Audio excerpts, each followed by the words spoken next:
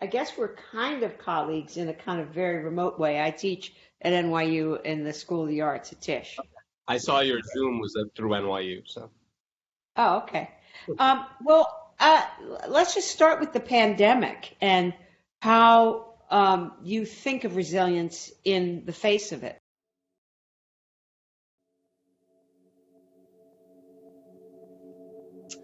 I think that during this, everyone has had to find a way to get through it. It's either you jump into it and take it by the horns and go, or you just sit there and wait for things to come at you. And you need to figure out a way to get through these tough times.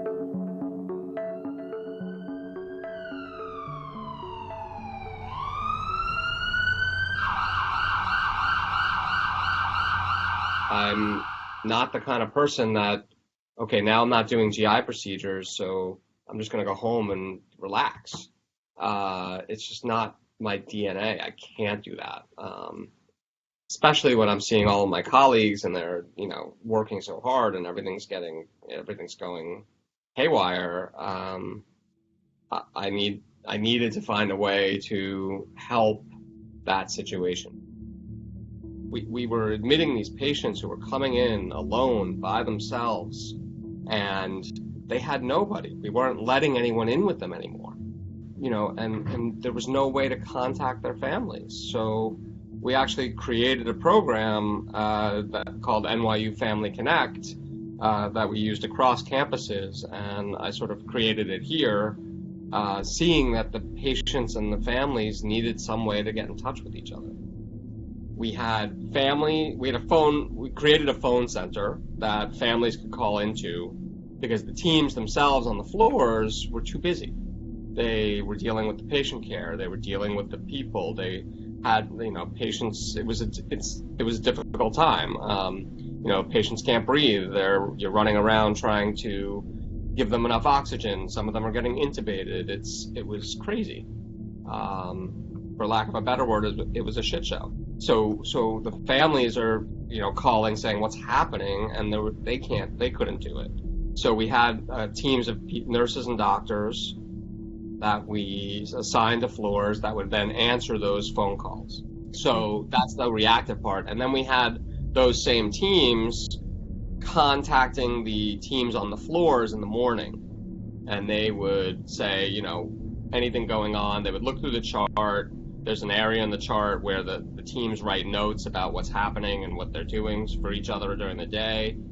And they would look through all of that stuff, and clinical liaisons, the nurse and doctor teams, would call the families proactively every day. And they would say, this is what's happening, this is what's going on. And then we also had a group of people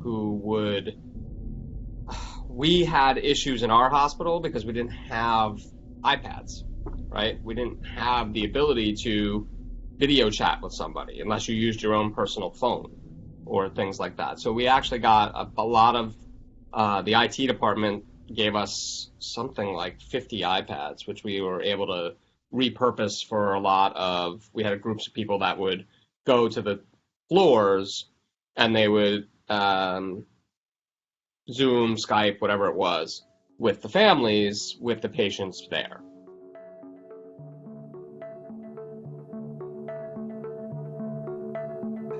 So nobody's talking about how a hospital, take NYU for example, we were full.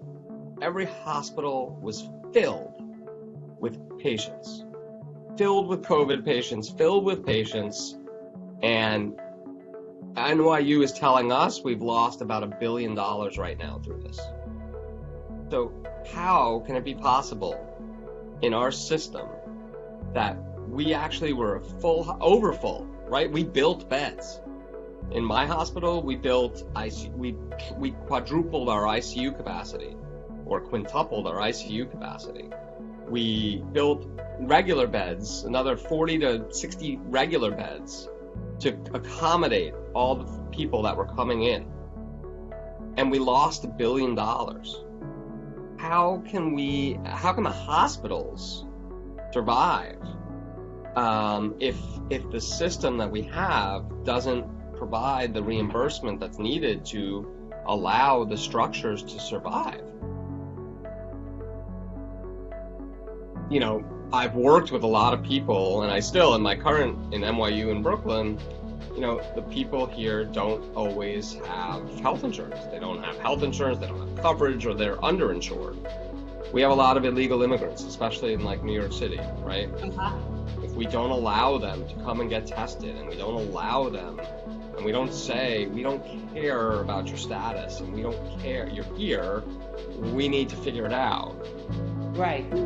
If we don't allow that to go away, and we don't put that by the wayside, we're going to continue to have problems for the next, even when COVID's over, the next thing that happens.